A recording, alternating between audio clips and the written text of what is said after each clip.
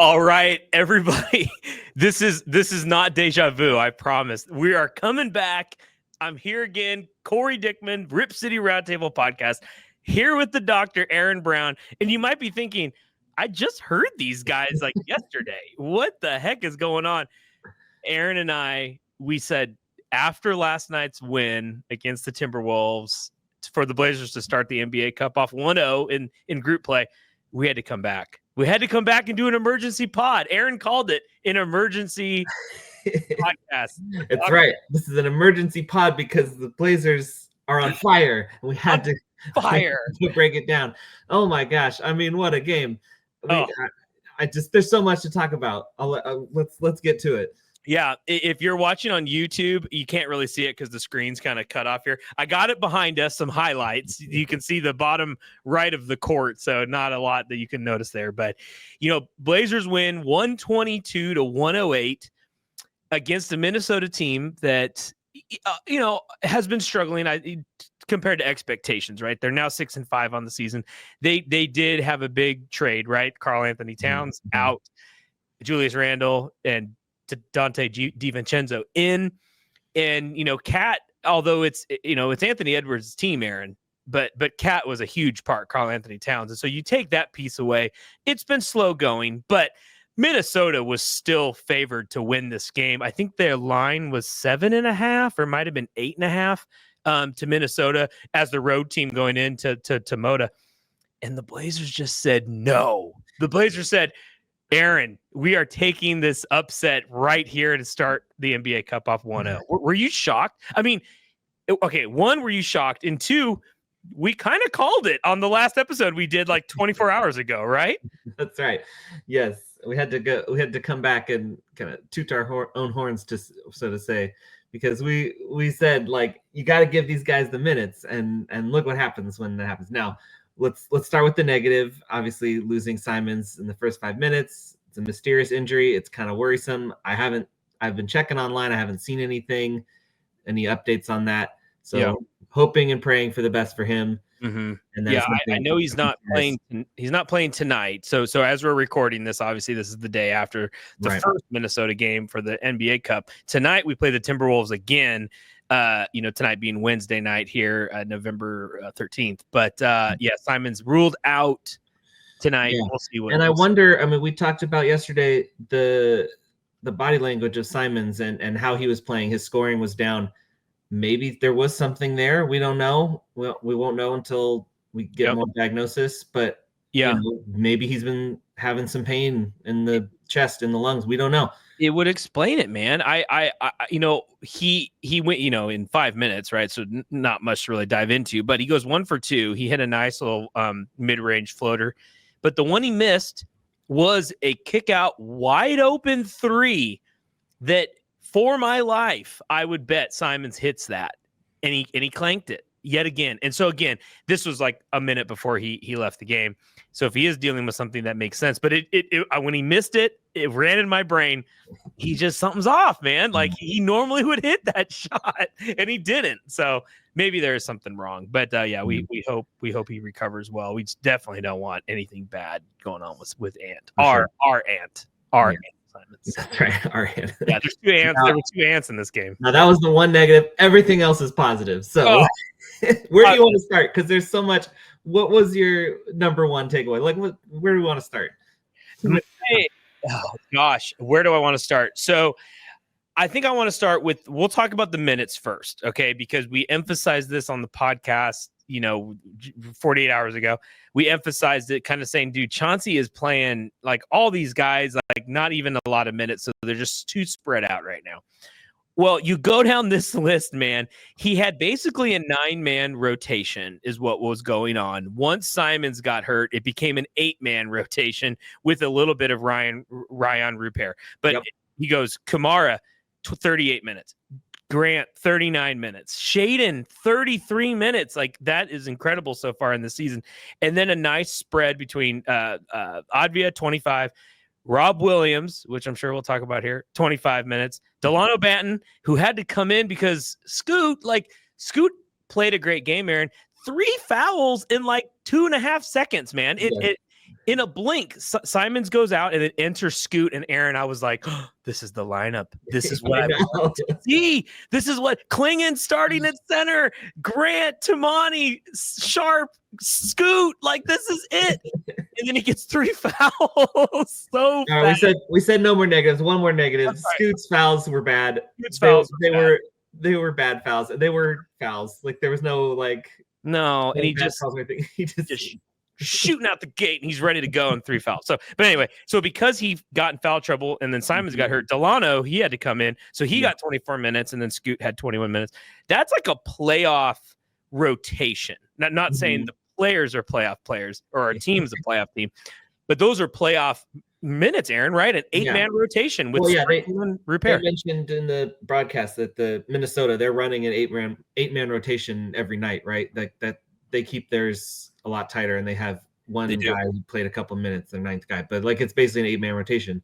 Well, that's kind of what they've chosen to do, right? I mean, they don't really have a deeper bench beyond that. Yeah. But point is, that's pretty common in the NBA, I think you saw it bore out. The one that stands out to me is Denny, getting to that 25. You could tell, right around the 20 minutes mark is when he really started to pick it. He started running the floor harder. He was getting into the game more. Towards the end of the game, they were going to him a lot because he had the energy. You can get into the flow of the game better.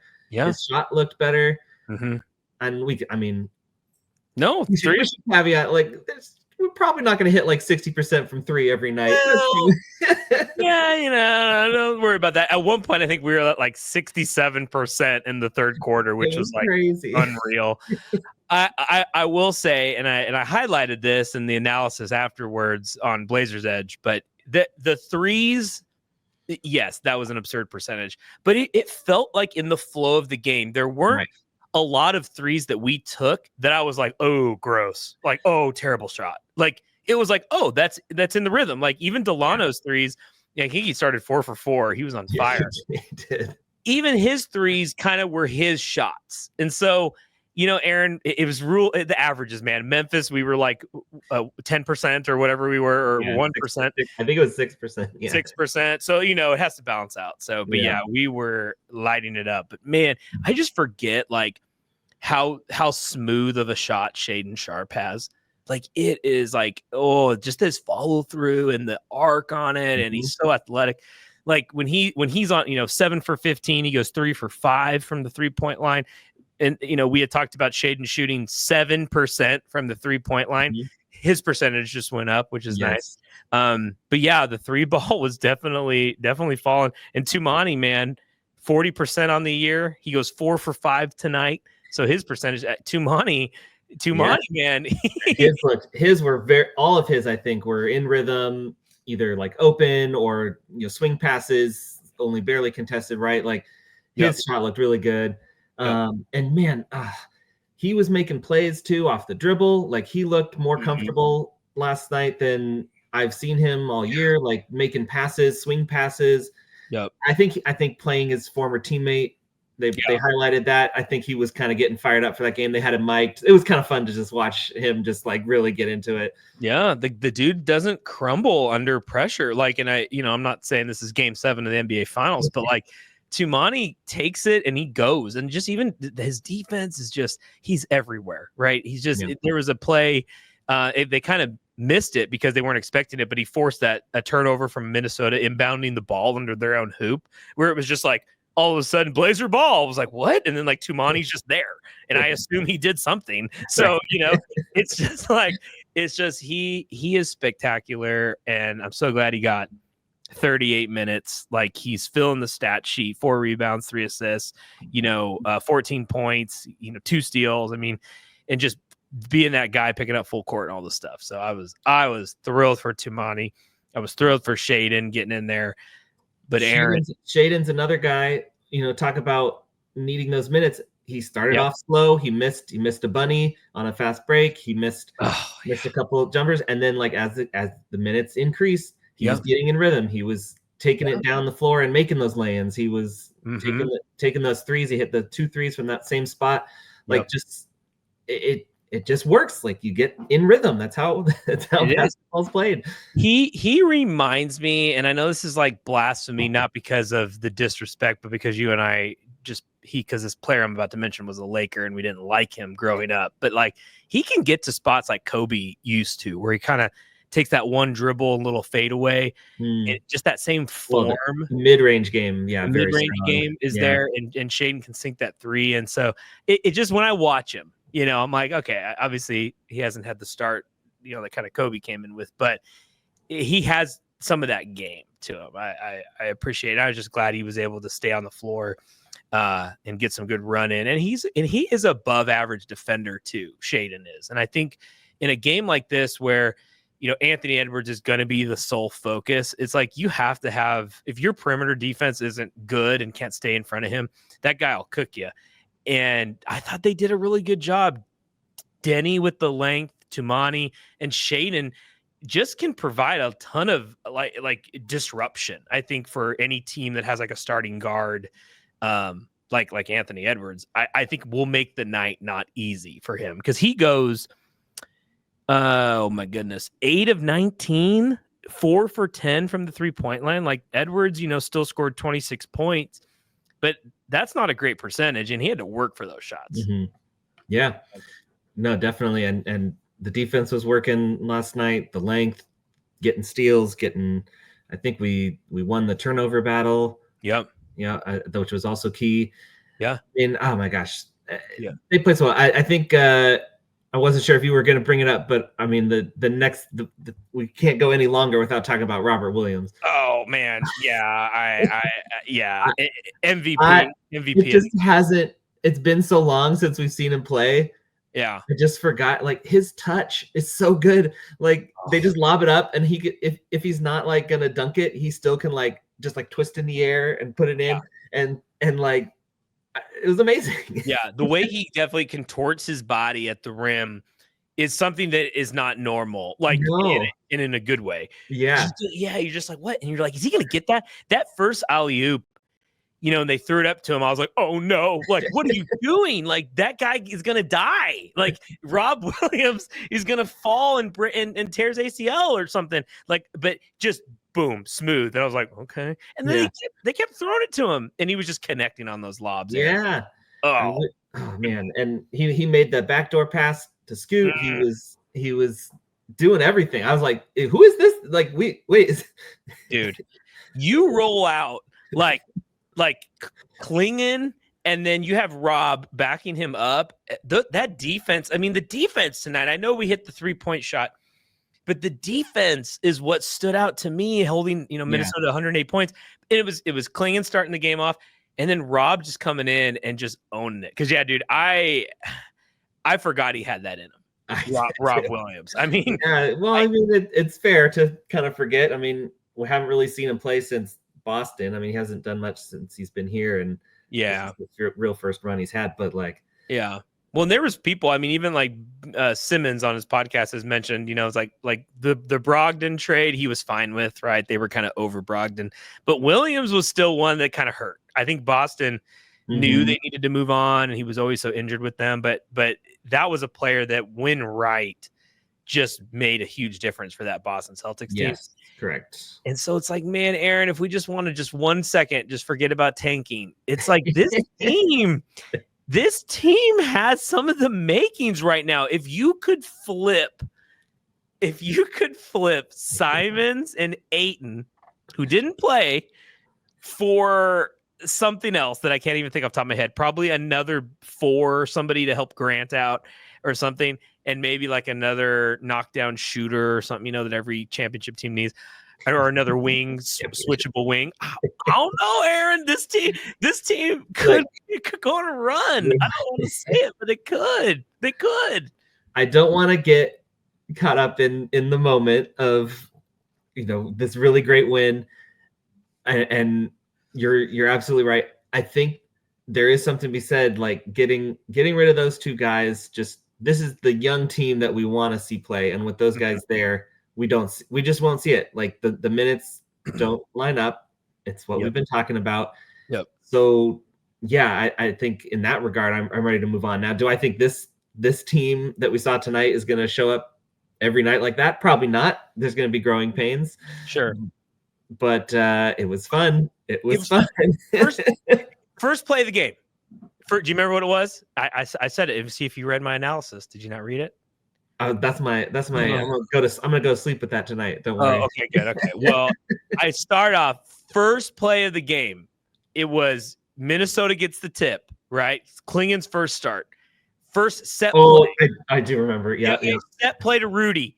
Gobert, just a nice little hook shot, blocked by Clingan. Yeah. I was jumping out of my seat 10 seconds into the game. I remember that too now. Yeah. Oh, it was beautiful. I was like, this is the guy that we have wanted at this position. We don't need an Ayton. We don't need this. Ayton hits those mid-range shots. Ayton is an incredible player, #1 overall pick. But we just need someone that does their job, and it can be an elite defensive center, and then let the rest of our guys do their thing. That first play just wowed me. Clingan came in starting in these NBA Cup games, Aaron. These teams are trying. They're trying. This isn't just like another ho-hum regular season game. Like Minnesota cared. They want to win this thing. And for you to have a Rudy Gobert going up against a rookie center with their first start and have that happen, and really Clingan played very well. That's a ton of hope right there. Oh man, I love him. I love his demeanor. I do too. I think it's going to be a great pick. I think he's going to be a Blazer for a while. So yeah. I'm very excited to see just how far along he is already. We're 12 games in. It's like 12 games. He looks like he's a comfortable center, and it's only going to get better. So I'm just so excited. Okay, so this team comes out tonight. Okay, it's the same game, right? Minnesota. I don't know the injury report outside of Simons. I know Simons isn't playing. I don't know if Ayton's playing. If you're Chauncey, and by the time this podcast drops, the game will have already happened, right? So we're going to probably drop this tomorrow. But if you're Chauncey, do you just roll out this same unit and give him kind of the same minutes and see what happens? Oh yeah, I mean, I don't know that he has much choice. I think maybe you see a little more Scoot and a little less Banton if there's. But I'm saying you could work in Jabari, you could work in Chris Murray, you could get Dewap Reith some run. You could go back to a 12-man rotation and kind of mismatch, or do you just see, well, let's do one more game with these guys, almost treat it like a playoff series where you're playing Minnesota again. So it's like, what adjustments can you make just to see if they can make them? And then, I mean, I would like to see that. I don't know. I think. My guess is that he would if it's not broke, don't fix it. Yeah, if it's not broke, don't fix it. So I would think so, but we'll see. I think some things from last night may not be repeatable, like the shooting, but I think a lot of what we saw is repeatable. I think if we can keep the turnovers down, and we have the ability to make plays towards the basket with those lobs and finding cutters, the offense was working last night on many levels. So we'll see. I hope they can repeat it. Yeah, I hope. I think Denny turned a corner a little bit here. You mentioned him. He was a lot quicker. He was hitting a shot. Obviously, his 3-ball was falling, which will help the rest of his game. But he can get to the rim a lot. I think I used the term crafty. He's very crafty in how he moves to the rim and uses his body. And all of a sudden he's at the hoop because he's not the quickest guy out there, but he knows how to. It's almost like, and again, not trying to be blasphemous, but how Luka, he kind of uses his butt to kind of. Luka Doncic can gain distance from his defender, almost like just using his body a certain way, because Luka's not super athletic either, and he always can get his shot off or find his way to the rim. I think Denny has a little bit of that in him, where he just knows how to move his body in a way that gets himself to the rim, or gets himself open, or requires a double team and then can throw out to an open shooter. He needs to be this version at night in and night out, or at least when the Blazers are ready to start really winning games. This is the Denny that we traded Brogdon for, basically. So and I think you mentioned it on the last pod. You surprised me with his height and his length. I had forgotten that he's 6'9", and Yeah.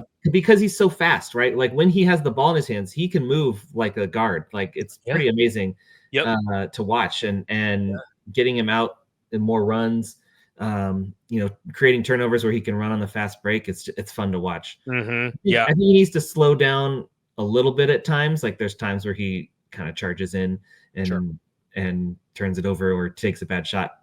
But I think if he learns to pick and choose those moments, it's just fun to watch him drive for sure. It is, man, for sure. And I just think that length, like there was a play, it's kind of getting towards the end of the game, so Edwards, I wouldn't say he stopped caring, but because they were definitely trying, right? The point differential, which I think I want to talk about in a second, it matters in these cup games. But Edwards had like a drive to the hoop. He couldn't get there. So then he chose to kind of fade away, and Denny just blocked it. Like it wasn't even close. At the end of the game, towards the end of the game.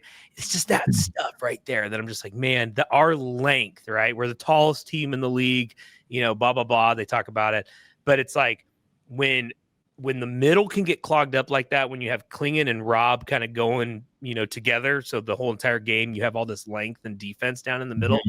And then your perimeter has that kind of length at every position. I don't know, man. This Blazers team, Aaron, maybe the calling card is going to be defense. Like if I was a glass half full guy, right? Silver lining, Chauncey being a defensive, like grinded out point guard, he builds this unit into a defensive juggernaut.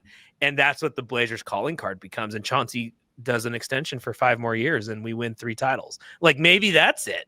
Maybe it's defense, not offense. We've been thinking of this all wrong. I do love it. I think the pieces are there with the length, right? So can we get it to come together? Yeah, we'll see what happens tonight. We'll see what happens going forward. We'll see. Can I say one more stat line that I'd like to mention that I think was very, I read off the Rob Williams stat line, or I had it in the article, but it was like 19 points, 9 for 10 from the field, 9 rebounds, 3 assists, 3 steals, 3 blocks, like just an awesome stat line, for playing 24 minutes, right? There's another stat line that I'd like to talk to you about. Ready? This player, you got to tell me who this player is.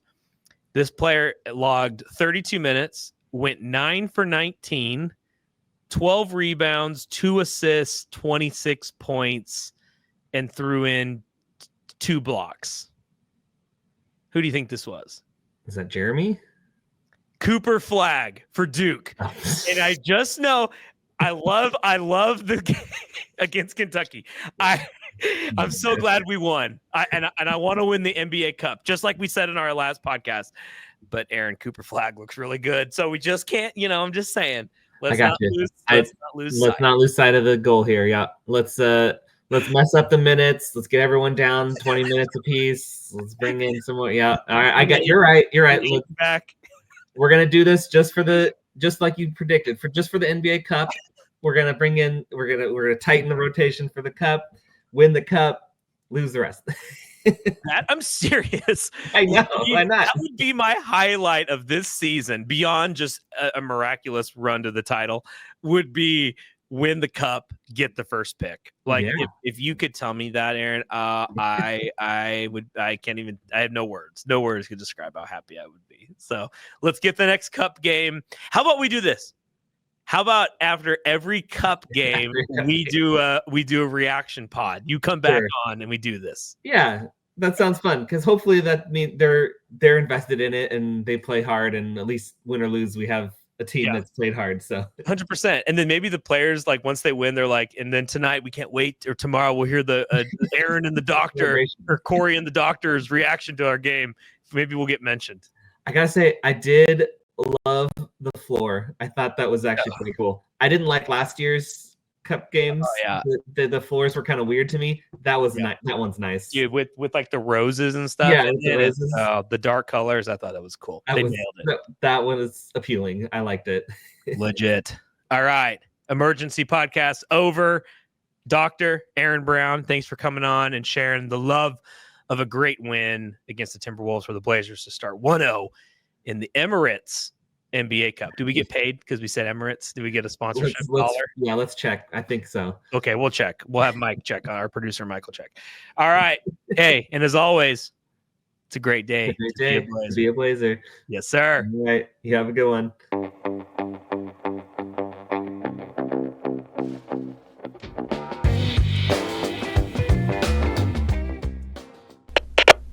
We are Rogue Media Sports.